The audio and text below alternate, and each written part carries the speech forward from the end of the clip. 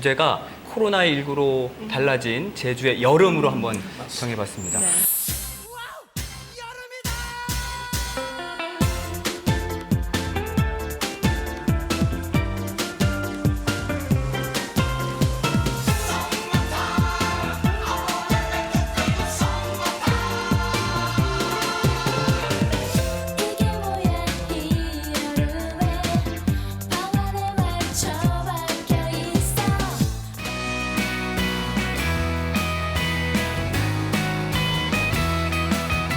어떤 그 기자가 지금 현 시점에서 갈 수 있는 나라를 정리해서 기사로 올렸더라고요. 그래서 봤더니 몇 군데가 있어요. 근데 가면 거기 가서 14일 격리를 해야 돼요. 아, 그렇죠. 그 다음에 여행을 해야 되고 또 돌아오면 또 여기 14일 또 격리를 해서 또 일상생활로 돌아갈 수 있어요. 아니 누가 한 달 휴가 그러니까 주는 누가 회사가 어떻게 휴가를 어디 그렇게 있냐고요 받아요. 도대체. 그러니까 점점 더 해외여행 가기가 어려워질 수밖에 없을 것 같아요. 그럼 앞으로 여행은 어떤 식으로 바뀔까요? 여행 스타일이?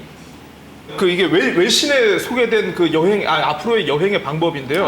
외신에 소개된 방법인데 이게 그러더라고요. 이제 코로나19가 당분간 이제 전 세계적으로 확산이 계속 지속되면은 이 여행에 이제 있어가지고 아까도 제가 말씀드렸지만은 제한된 조건에서의 여행이 이제 이루어질 수밖에 없거든요.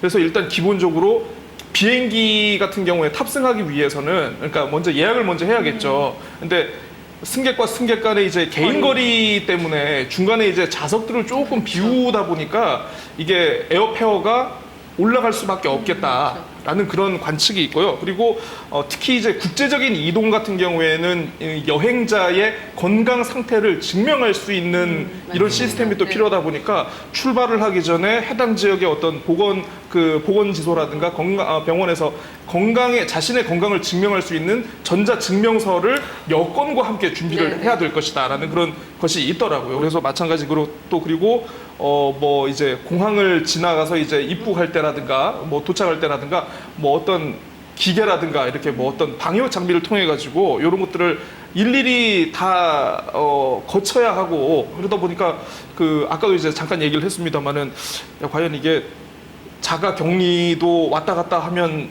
어느 정도 일정 기간을 또 해야 되고 그렇죠. 또 이런 불편한 과정을 또 거치면서 또 현지에 가서도 현지인들과 또 이제 말을 하고 접촉하는 것 자체가 좀 에티켓으로 좀 앞으로는 안 될 것이다라는 그런 예견도 있어요. 그래서 제가 봤을 때 이 가상 여행 체험기만 봤을 때는 야 나는 이런 여행 별로 찬성하지 않네. 예, 이런 생각이 들더라고요. 저는. 그래서 요즘 뭐 그런 극단적으로 이런 말도요. 이제 여행의 종말의 시대다. 혹은 뭐 자유여행, 배낭여행의 아마 마지막 세대가 되지 않을까라는 얘기가 많이 나오는데 결국 이러한 관문들이 이제 점점 생기는 거잖아요. 그러다 보면 사실 조금 중장년층들은 아유 귀찮다 이제 뭐 격리까지 하면서 가야 되나 뭐 맞아요. 이렇게 될 것 같다는 생각이 듭니다.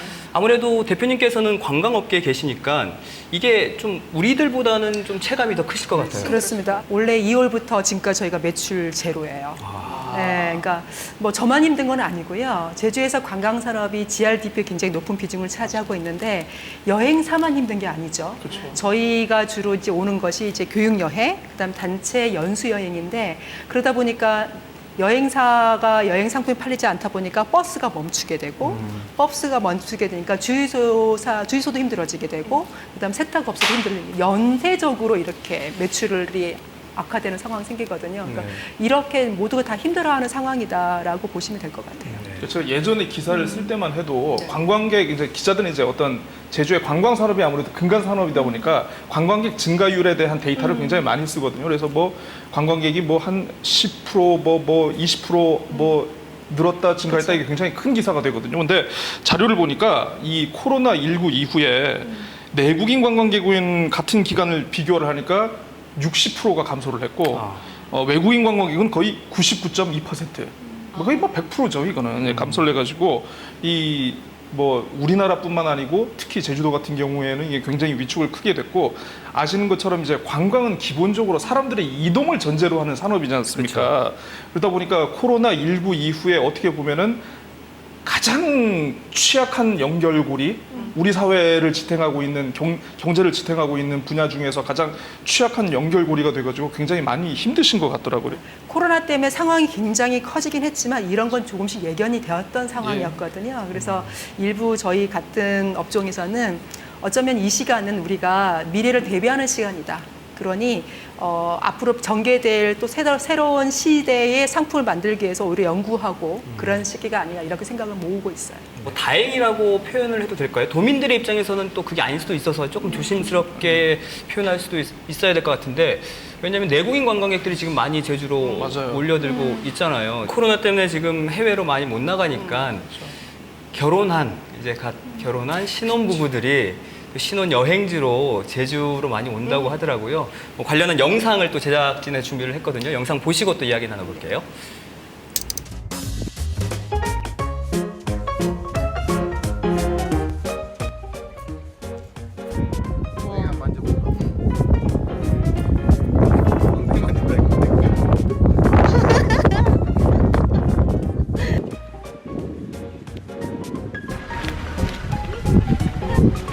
제가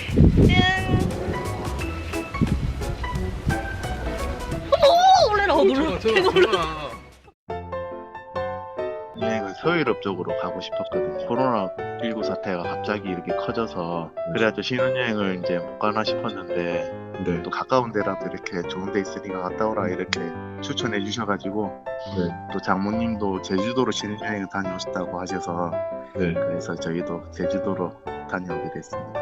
저희가 웨딩 촬영을 또 제주도에서 했거든요. 네네. 그 제주도에서 웨딩 촬영했을 때 그때 뭐 기억이 너무 좋아가지고 그래서 이제 부부가 된 기념으로 그 장소에 다시 방문해서 사진도 찍고 뭐 이렇게 영상에서 보셨지만 춤도 추고 약간 그런 식으로 추억을 남기는 위주로 여행을 했습니다. 물론 유럽이라든지 해외 이런 데 가는 것도 좋지만은 뭐 시간이 많이 없고 뭐 한 3박 4일이라든지 2박 3일이라든지 짧게 이렇게 가셔야 되는 부분이 있으면은 해외 휴양지 가는 것보다 제주도 가는 게 훨씬 좋은 것 같아요.